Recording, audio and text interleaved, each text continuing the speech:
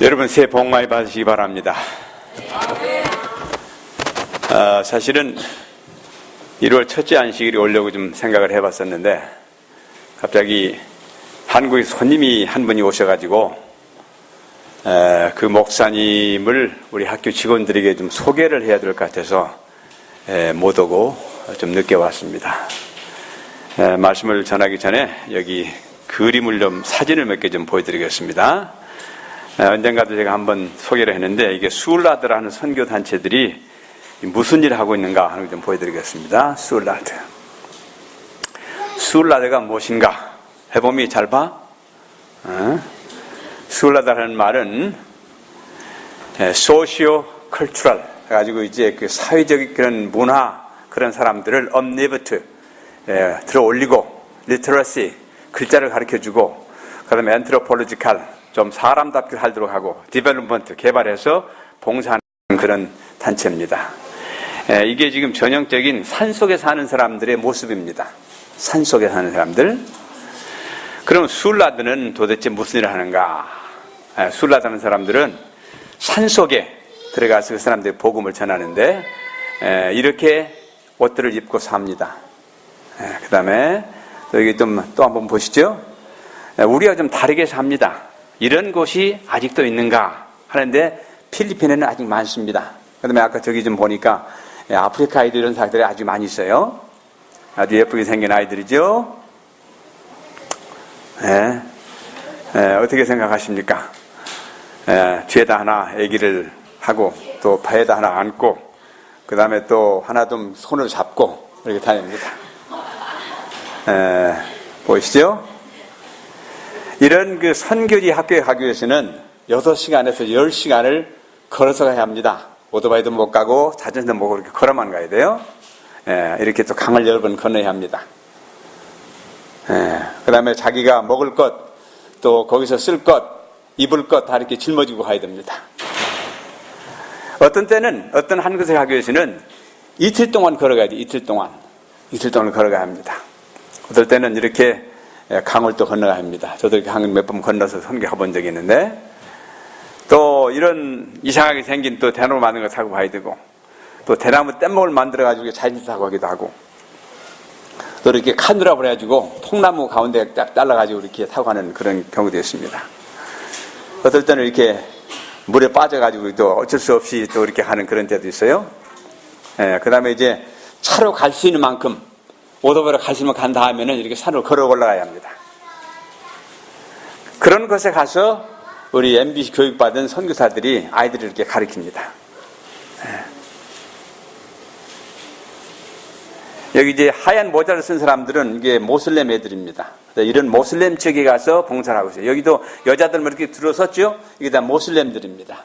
모슬렘들이 가장 원수시하는 사람들이 그리스도인들인데 그리스도인들이 수울라드라는 이름으로 합니다. 이거는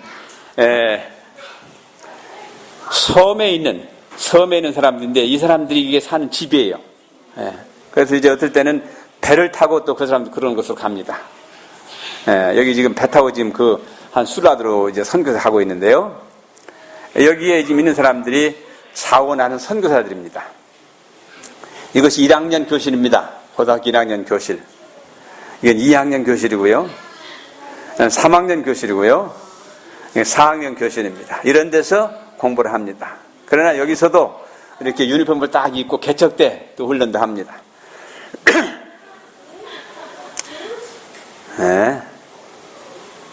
또 어떤 곳은 이렇게 건물을 잘 지어서 반듯하게 지어서 정부에서 하는 것처럼 또 교육도 합니다. 이 학생은 선교학교에 우리가 수울라드 학생들이랑 학교에 가기 위해서 물을 건너서 지금 오고 있는 장면입니다. 여기 저 부분 다 이게 지금 머리 쓴 아이들은 모슬렘 자녀들입니다. 큰 학교도 있어요.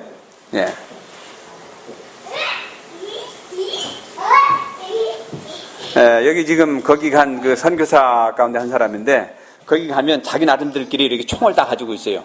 그래야만 보호를 받기 때문에 여자들도 한번 총을 안겨줍니다. 선교사들이에요. 여기가 뭐냐면 그 섬 지역에 있는 화장실입니다. 이 CR이라는 것은 컴포팅 룸이라고 해가지고 화장실이에요. 뭐 치울 것도 없고 그냥 가서 싸기만 하면 된다. 여기 가운데 있는 양반이, 이 양반이 그 마운틴뷰 학장이고 그 아들인데, 이 양반이 지금 어떤 섬에 가서 봉사하는 자기 아들을 방문하러 갔습니다. 이렇게 사람들이 산에서 나무를 잘라가지고 교실을 짓고 그렇게 합니다. 여기가 학생 선교사들이 가서 자는 움막입니다. 여기 뭐라고 하세요? 너희는 먼저 하나님의 의를 구하라 그랬는데, 의의 나라 의를 구하라 그랬는데, 여기 보게 되면 이 말이 여기 알라 하나님 대신에 알라를 숨깁니다. 그래서 알라나 우리가 하나님 똑같아요. 그래서 거기에 기도할 때는 하나님 예수님 이름 기도하는 것이 아니고 유일하신 하나님 알라 이름 기도합니다. 그렇게 하면 됩니다. 여기 또 지금 한 곳에 가고 있어요. 여기 지금 이게 학생 선교사인데 사람들이 이렇게 옷을 입고 있어요. 그때는 옷을 입고 가르치게 되면 학생들이 오질 않습니다. 그래서 어쩔 수 없이 옷을 저렇게 입고 그 사람과 같이 똑같이 동화되어서 일을 해야 합니다. 다 그렇죠? 다 이렇게 아이들이 전부 다 이렇게 밑에만 다 가리고 살아요. 그렇기 때문에 선생들도 그렇게 하지 않으면 오질 않으니까 그렇게 하고 살아요. 또 이 농화학교 있죠. 농화학교도 있어요. 제가 얼마 전에 거기 한번 가봤는데 여기는 말이 안 통하기 때문에 정말 손으로 이렇게 해야 됩니다. 이런 선교도 하고 있어요. 여기가 지금 대파학교입니다. 그 농화학교예요.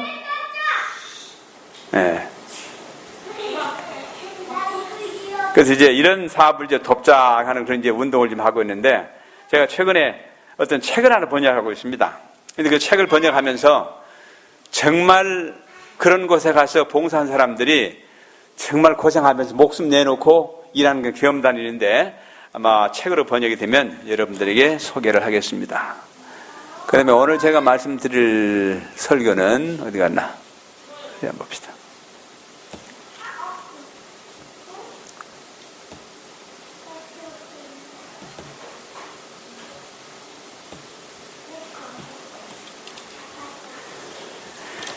제목이 뭡니까? 여기까지도 오신 하나님. 2014년 가보년 큰 것을 기대하자. 제목이 그럴듯 하잖아요? 원래 이제 사람들이 한 해를 마감하고 새해가 오게 되면 자기 마음가운데 뭐가 있어요? 결심들을 합니다. 우리 박규정 형제가 새해는 돈을 좀 잘 쓰는 그런 계획을 세웠다 그렇게 했는데, 결심을 해야 돼요. 해보면 이제 올해 열심히 공부를 해야지만 대학을 가려고 좀 준비를 할 것이고, 그렇지? 열심히 하세요. 여러분 만나서 반갑습니다. 제가 말씀하기 전에 한 가지 좀 더 얘기를 좀 하겠습니다. 제가 한 4, 5개월 전에요. 4, 5개월 전에 거기 있으면서 이제 한 가정을 방문했는데, 어떤 그 가정에 우리가 이제 교회를 새로 건축할 때 열심히 봉사해준 기술자인데, 갔더니 그 사람이 알아서 누워있다고 그래요. 아파서.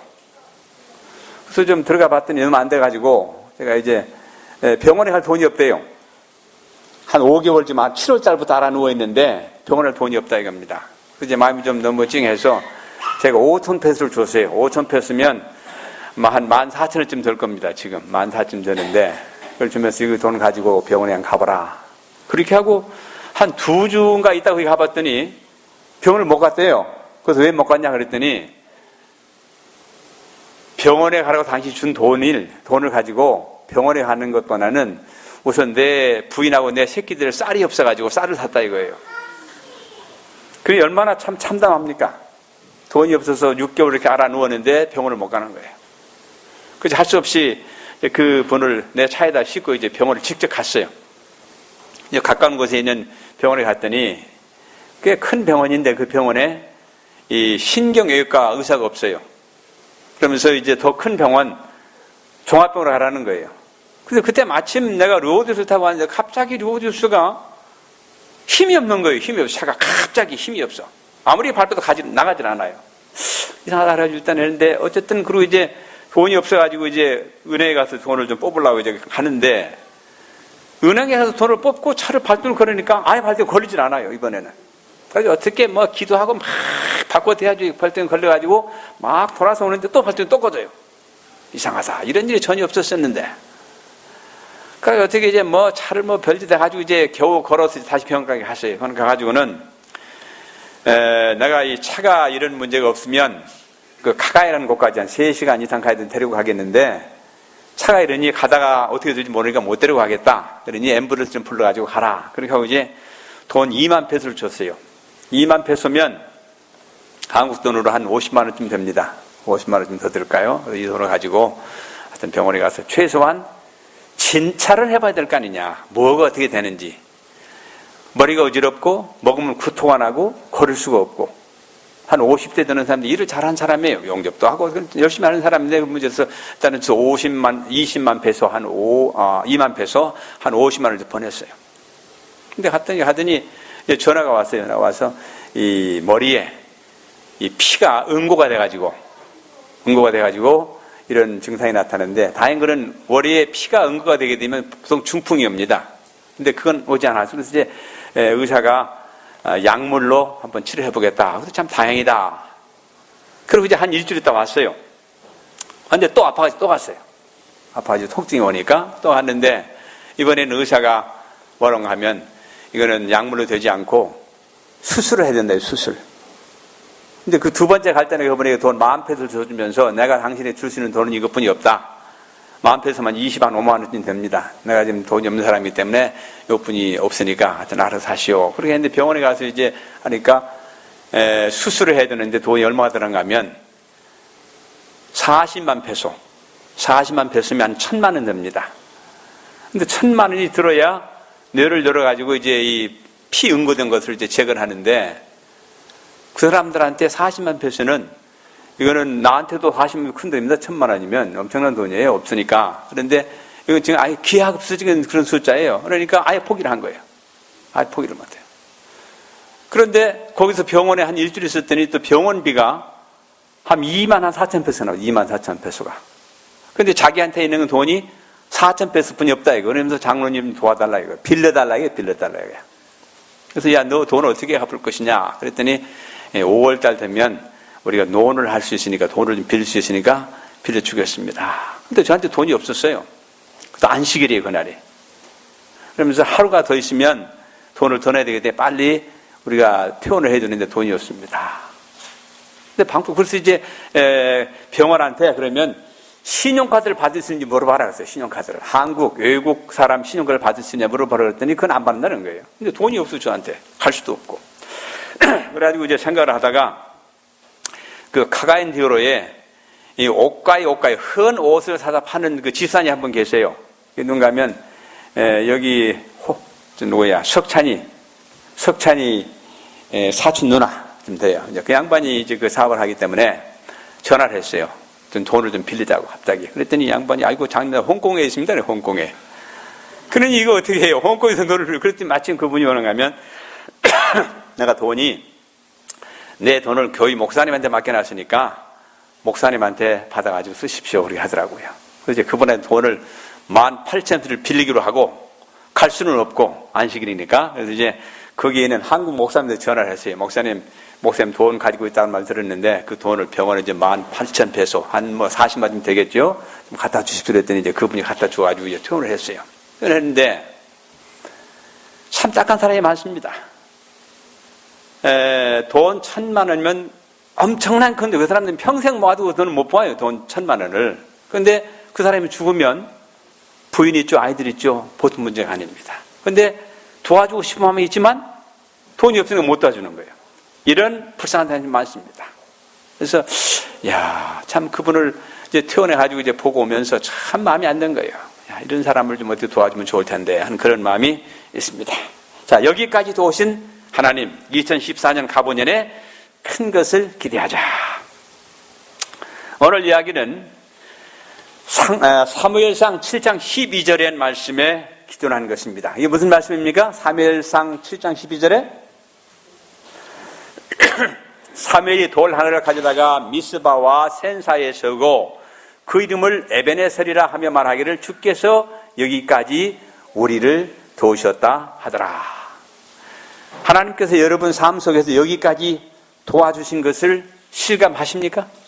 네, 우리 하나님께서 우리 각자 모두를 아주 기적적인 방법으로 여기까지 인도해 오셨고 여기까지 도와주신 것에 대해서 감사해야 합니다.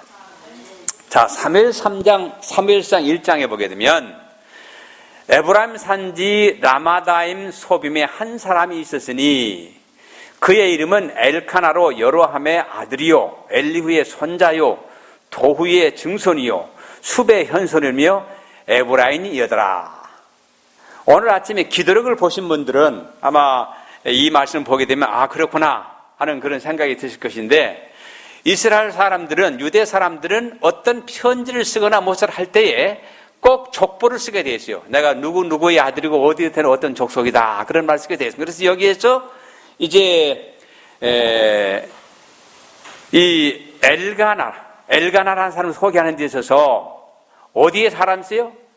에브라임 산지 라마다임이라는 곳에 사는 그 소빔이라는 말에 살고 있는데 그 이름은 엘가나요 여로보암의 아들이요 엘리후의 손자요 도후의 증손이요 숲의 현손이며 에브라임 사람이더라. 그렇기 때문에 5대가 여기 연결이네요. 5대까지 나왔어요. 누구 쭉 올라가서 누구의 손자들이 나왔습니다. 그런데 그에게 두 아내가 있었으니, 몇 아내가 있었어요? 두 아내가 있었으니 하나의 이름은 한나요 또 하나의 이름은 브닌나였는데 브닌나에게는 자식이 있으나 한나에게는 자식이 없더라. 자, 여자가 결혼해서 애를 못 낳으면 그 여자로서의 대우를 못 받습니다. 그렇습니까? 그런데 한 남편에게 두 아내가 있는데 한 아내는 자식이 없으니 그 자식 없는 여인의 고통이라고 하는 것은 감히 상상할 수가 없는 거예요. 그래서 사무엘상 1장에 또 계속 보게 되면 그녀가 마음이 비통하여 주께 기도하고 심히 울더라. 이 한 절 속에 자식 없는 어머니의 고통이 표현이 됐습니다. 자식 없는 서러움. 그리고 그녀가 소원하여 말하기를 오 만군의 주여 주께서 참으로 주의 여종의 고통을 보시고 나를 기억하시며 주의 여종을 잊지 아니하시고 주의 여종에게 사내 아이를 주시면 내가 그의 평생 동안 그를 죽게 드리고 그의 머리에 삭도를 대지 아니하겠나이다 하더라. 이것이 자식 없는 한 여인의 간절한 소원이자 마음의 고통이었습니다. 하나님께 이런 기도를 들어주실까요? 봅시다. 그 다음에 한나가 마음속으로 말하니 감히 입을 열어서 큰 소리도 기도도 못하고 마음속으로 말하니 입술만 움직이고 소리는 들리지 아니하므로 엘리는 그녀가 술 취한 줄로 생각하더라. 엘리가 누굽니까? 그 당시에 제사장이었어요. 거의 그 성소에 누가 하나 들어와 있는데 입으로 시부렁시부렁 하는데 듣지를 못한다. 그러니까 저 여자가 혹시 술 먹고 술주하는 거 아닌가 그렇게 생각을 했어요. 엘리가 그녀에게 말하기를 내가 언제까지 술에 취해 있겠느냐? 내게서 포도주를 치우라. 여자가 감히 어떻게 술 먹고 여기 와서 중얼중얼 하느냐 하는 말입니다. 한나가 대답하여 말하기를 나의 주여 아니옵니다. 나는 슬픈 영을 지닌 여자라. 내가 포도주나 독주를 마신 것이 아니오 다만 주 앞에 나의 심정을 토로한 것이니다. 내가 이 아이를 위하여 기도하였더니 주께서 내가 구하여 청원했던 것을 내게 주셨나이다. 그러므로 나도 그를 주께 바치나니 그가 살아있는 한 그는 주께 바쳐진 자니이다 하더라. 그 아이가 거기서 주께 경배하더라. 이것이 사무엘상 1장의 내용입니다. 그래서 한나가 간절히 기도해서 아들을 받았죠. 선물을 받았습니다. 그래서 아이가 이제 성장한 다음에 막 젖을 뗀 후에 아이를 엘리에게 갖다 바친 그런 것들을 여러분들이 잘 아실 겁니다. 2장에 하나님께서 한나의 고통을 들어주시고 아들을 주신 것에 대해서 감사하는 기도가 2장에 나와 있습니다. 그 다음에 동시에 사무엘상 2장에는 엘리의 아들이, 제사장의 두 아들이 어떠한 악행을 범했는가 하는 기록도 거기 기록이 되어 있어요. 그리고 그 죄로 인해서 저들이 어떻게 죽었는가 하는 것도 기록이 되어 있습니다.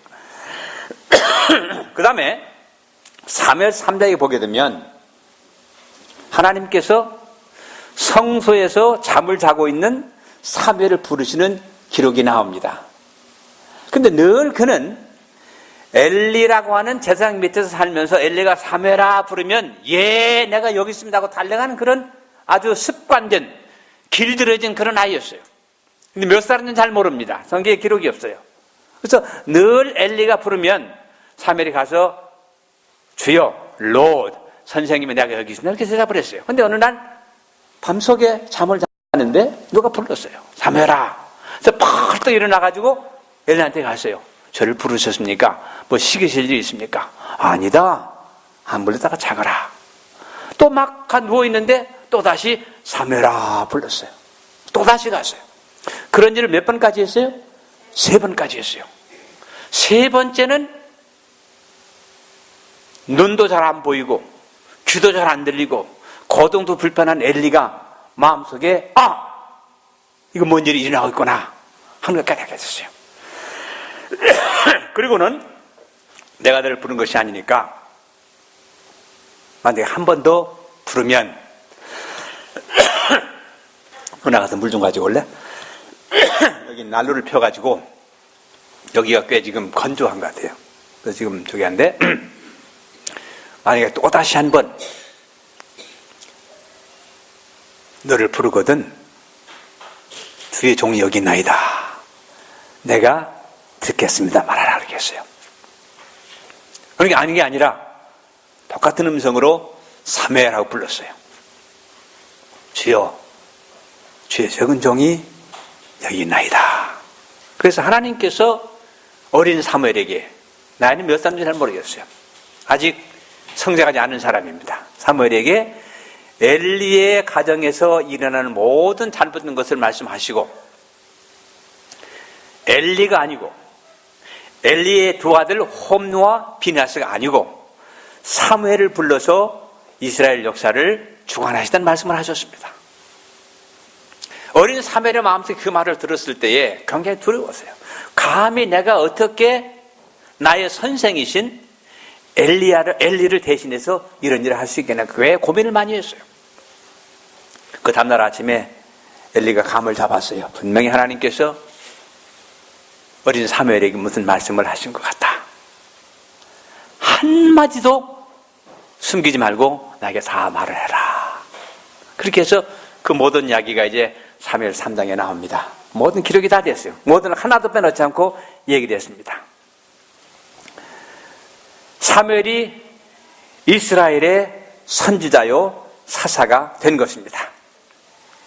왜냐하면 사무엘 4장에 가게 되면 이스라엘과 팔레스타인 사이에 전쟁이 계속되는 것을 거기 언급이 되어 있어요. 근데 이때는 지금 사무엘이 누굽니까? 마지막 사사지요.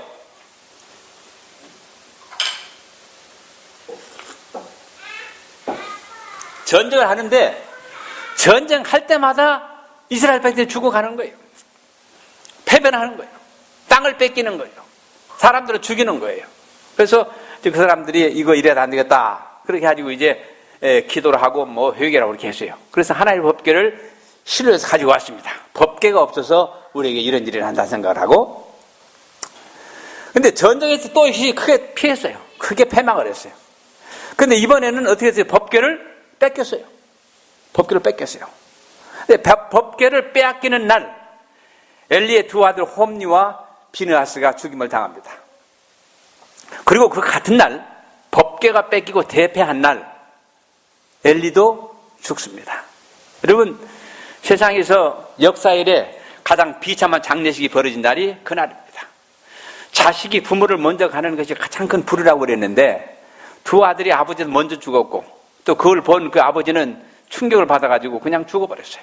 그래서 아들 둘 그 다음에 아버지가 이제 죽어서 한 날 참 비참한 장례식을 했는데 거기서 끝나는 게 아니에요. 그의 며느리 비느하스의 아내가 아이를 가져 출산이 가까웠는데 그녀가 하나님의 궤를 빼앗겼고 자기 시아버지와 남편이 죽었다는 소식을 듣자 통증이 온지라 몸을 구부리고 산구를 치렀더라. 얼마나 그 며느리 입장에서는 큰 충격이겠습니까? 아이를 가졌는데 자기 남편도 죽었지요. 그 다음에 시아버님도 죽었지요. 그 다음에 자기 시아버지까지 죽어버렸어요. 그래서 충격 때문에 애가 미리 나온 거예요. 미리 나왔어요. 그녀가 죽어갈 무렵 그녀의 곁에 섰던 여인들이 그녀에게 말하기를 두려워 말라. 내가 아들을 낳았도다 하였으나 그녀가 대답도 아니하고 개의치도 아니하더라. 아마 이 여인은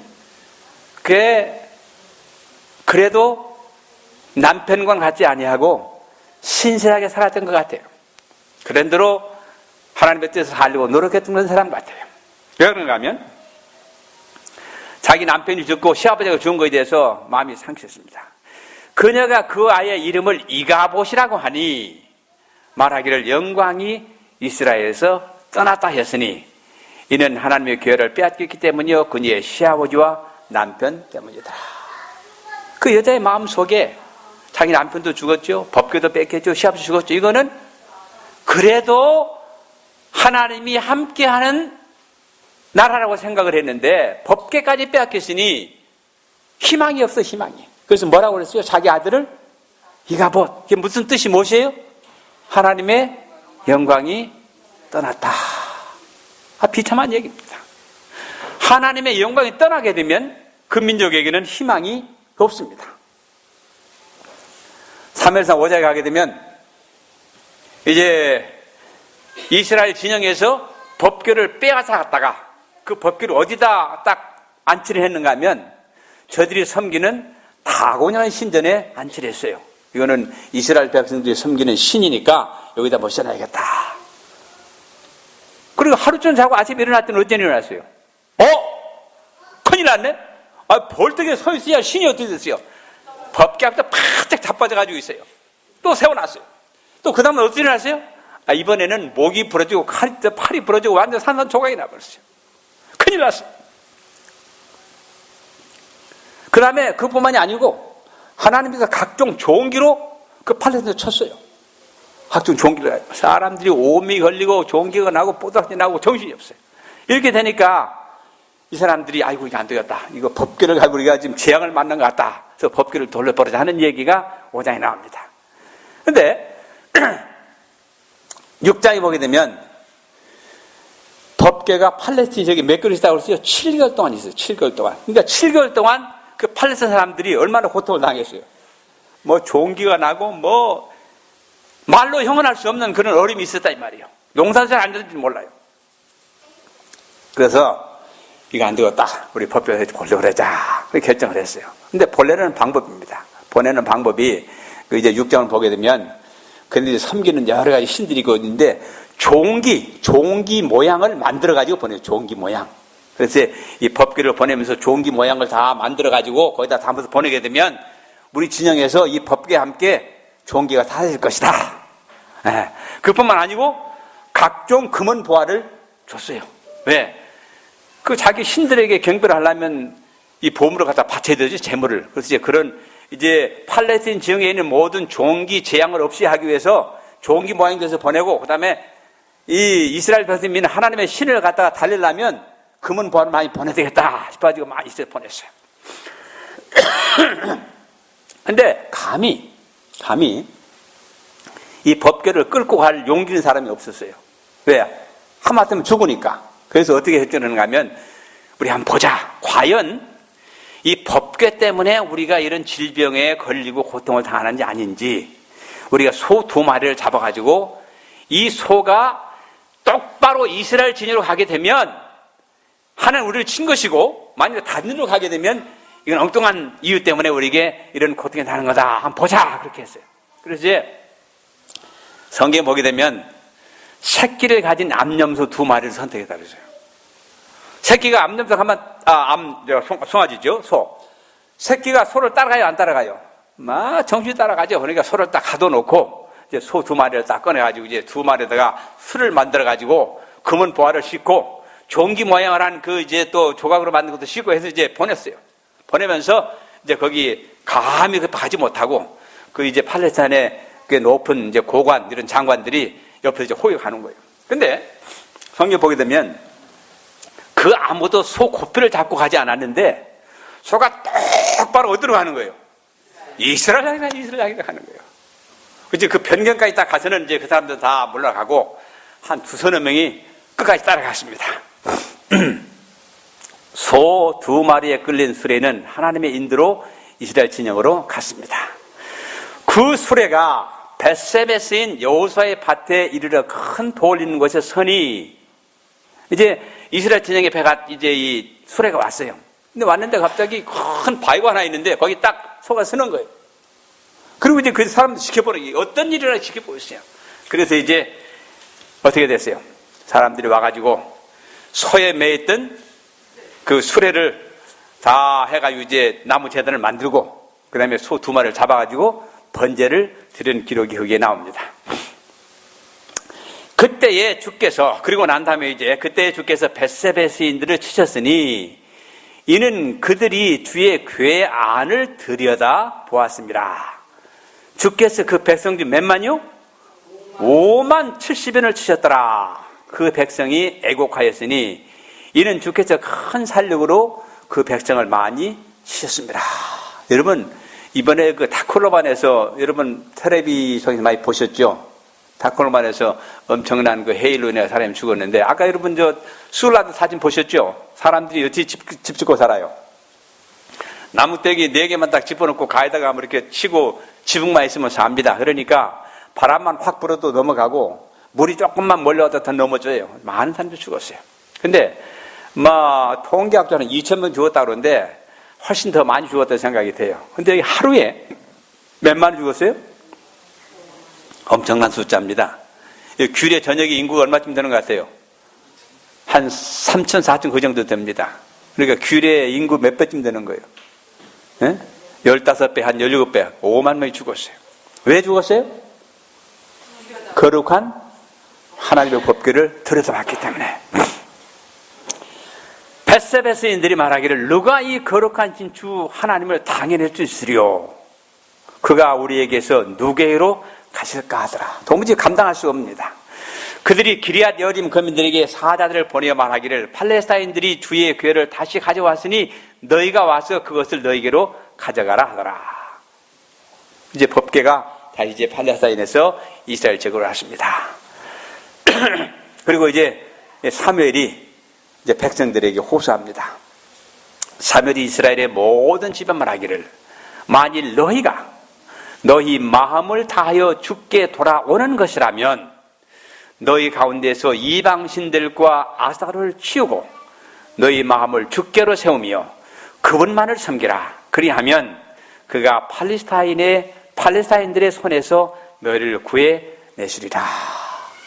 이거는 엄청난 경고요, 그 다음에 설교요, 탄원입니다. 그리하여 이스라엘 자손이 바알들과 아스타롯을 치우고 주만을 섬기더라. 아멘입니까? 많은 경험을 했어요. 법궤를 빼앗겼어요. 많은 사람이 죽었어요. 그 다음에 그네들이 법궤 쳐다봤기 때문에 하루에 5만 70명이 죽었어요. 이런 것들을 보고 사무엘이 너희가 주께로 돌아서 주님만 섬기면 우리 하나님께서 우리들을 팔레스타인의 손에서 구원해 주시리라. 그 말을 듣고 사람들이 어떻게 했어요? 바알과 아스타롯을 치우고 오직 주만을 섬기더라. 우리들도 2014년에 우리의 삶 속에 있는 바알들과 아스타롯을 치우고 주만을 섬기는 경험을 가지시게 되기를 바랍니다. 새해를 맞은 우리가 과거를 회상하며 무엇을 생각하는가? 실수와 패배들. 우리 많이 실수했습니다. 많이 졌습니다. 영적 삶에서도 마찬가지. 그 다음에 잃어버린 기회들. 그걸 좀 할 걸. 그 시간을 좀 잘 보냈을 걸. 그러나 이렇게 후회하는 사람들에게 하나님께서는 이사야를 통해서 이렇게 말씀하셨습니다. 나는 나 자신을 위하여 내 허물들을 없애느니니 내 죄들을 기억하지 아니하리라. 자, 누구를 위해서요? 하나님께서 하나님의 백성들이 죄의 멍에를 사는 것을 즐겨하지 아니하시기 때문에 하나님 자신을 위해서 그분의 백성들의 모든 죄악을 기억하지 아니시겠다고 하셨습니다. 지난 한 해 동안 우리가 지은 모든 죄를 하나님께서 용서해 주시고 기억하지 아니하시겠다고 말씀하시는 것입니다. 나를 기억하라. 함께 변론하여 내가 정당한 것을 주장하라. 우리 하나님께 여러분들을 초청하십니다. 함께 와서 이야기하자고요. 그 다음에 사무엘 7장에 보게 되면 사무엘이 번제를 드릴 때에 팔레스타인들이 이스라엘과 싸우려고 가까이 왔으나 주께서 그날에 팔레스타인들에게 큰 천둥을 일으키시어 그들을 당황케 하시니 그들이 이스라엘 앞에서 패하더라. 이스라엘 백성들이 회개하고 돌이켜서 바알과 아스타롯을 다 버리고 오직 주만 섬기고 팔레스타인과 싸우러 나갔더니 하나님께서 어떻게 하셨어요? 천둥을 일으키셔가지고 이스라엘 백성들로 하여금 크게 승리를 하게 하셨습니다.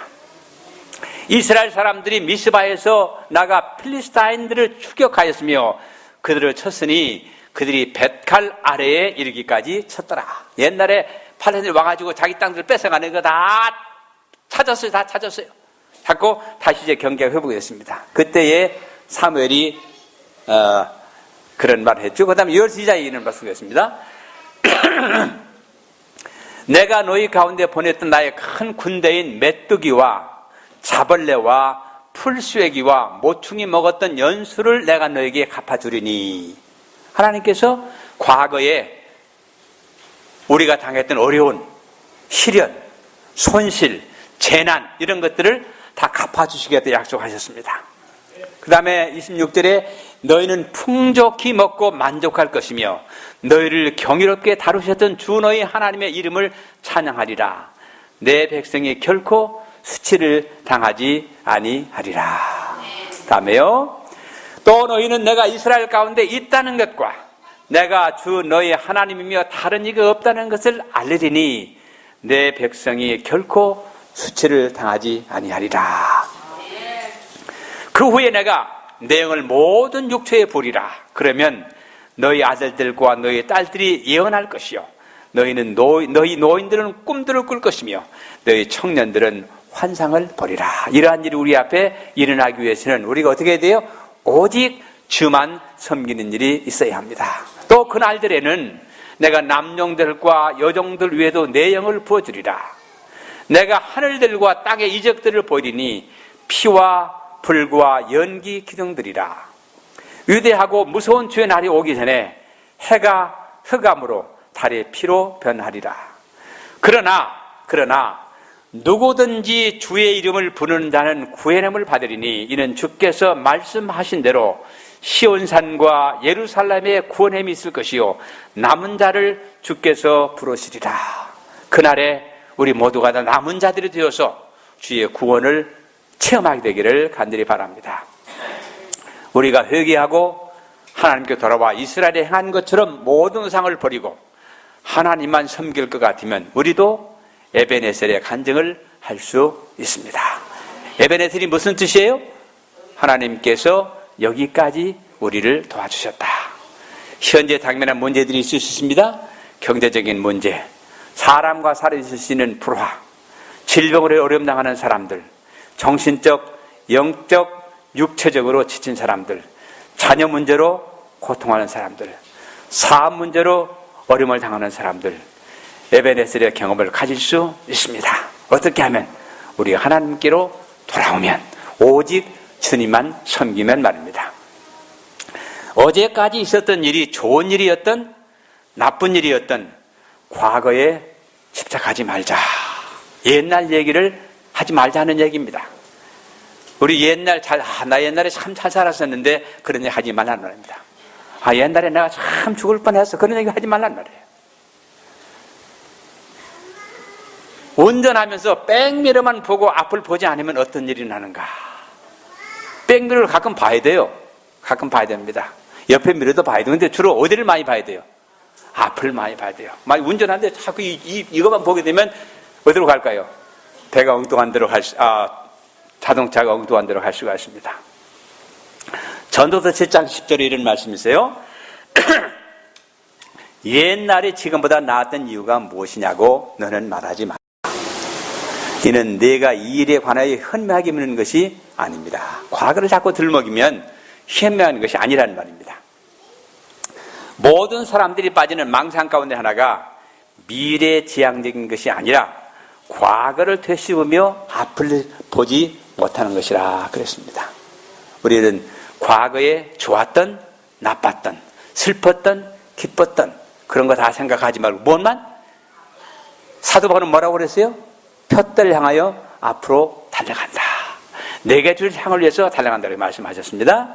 하나님이 우리를 세우신 2014년의 계획인 이것이 바로 하나님께서 우리를 위해서 예레미야를 통해서 2014년에 어떻게 할 것인가를 세워놓은 계획인데, 이는 내가 너를 향하여 생각하는 그 생각들을 내가 알미니 곧 화평의 생각이요 재앙이 아니라. 감사하십니다. 기대하던 끝을 너에게 주리라. 주가 말하노라. 기대하던 끝을 너에게 주리라. 여러분이 무엇을 기대하십니까? 무엇을 소망하십니까? 기대하는 끝을 너에게 주리라. 주가 말하노라. 해봄에 기대하는 건 뭐예요? 응? 해봄에 기대하는 건 뭐예요? 해봄에 기대하는 거는 겁는 것이 붙어가지고 지금 대학 가는 거야. 열심히 기도하고 공부하면 뭐라고 했어요? 기대하는 끝을 너에게 주리라. 누가 말하노라? 하나님께서 말씀하시노라. 여러분들이 2014년도에 기대하는 것이 무엇입니까? 여기 분명히 말씀하시기를 내가 너희를 향하여 생각하는 그 생각들을 내가 알미니 곧 화평의 생각이요 재앙이 아니라. 2014년도에 전능하시고 무수보재하시고 모든 것을 가지신 하나님에게서 큰 것을 기대하시기 바랍니다. 분명히 이스라엘 백성들이 회개하고 주님만 섬겼을 때 축복하셔서 승리하시게 한 것처럼 여러분들에게도 승리의 경험, 하나님께 간구하시는 기회를 주실 것이라고 생각이 됩니다. 그때 너희가 나를 부르고 너희가 가서 내게 기도하면 내가 너희에게 경청하리라. 하나님께서 우리 기도를 들어주시겠다고 말씀하셨습니다. 그 다음에 13절에 너희가 너희의 온 마음으로 나를 찾으리 하면 너희는 나를 찾게 되고 나를 만나리라. 여러분 열심히 사주셔서 하나님을 만나시게 되길 바랍니다. 열심히 주님께 돌아오셔서 여러분들이 기대하는 것을 받게 되기를 바랍니다. 과거에 집착하지 말고 새해는 새 마음으로 여호와께서 큰 것을 주실 것을 기대하여 앞으로 나가시기를 바랍니다. 마지막으로 자서전에 있는 말씀 여러분들에게 드리겠습니다. 우리가 현 위치에 이르기까지 한 걸음 한 걸음씩 전진하며 여행한 우리의 과거의 역사를 회고해 볼 때 나는 하나님을 찬양하자고 말할 수 있다. 여기까지 인도하신 에베넷을 하나님께 찬양하자는 말씀입니다. 우리는 주님께서 우리를 인도해 오신 길과 우리의 과거 역사를 통하여 주신 그분의 가르침을 잊어버리는 것 외에는 미래를 위하여 두려워할 것이 전혀 없다. 우리 하나님께서 여러분 모두를 여기까지 도와주셨습니다. 또 2014년도에 하나님께 큰 것을 기대하셔서 주님께서 말씀하신 것처럼 너희가 기대하는 것을 주시겠다는 약속이 여러분과 저의 삶 속에서 이루어지기를 간절히 바랍니다. 우리 모두가 다 주님을 구신 날까지 사무엘이 한 것처럼 우상을 다 버리고 주님께 돌아 주님만 섬기게 되기를 간절히 바랍니다.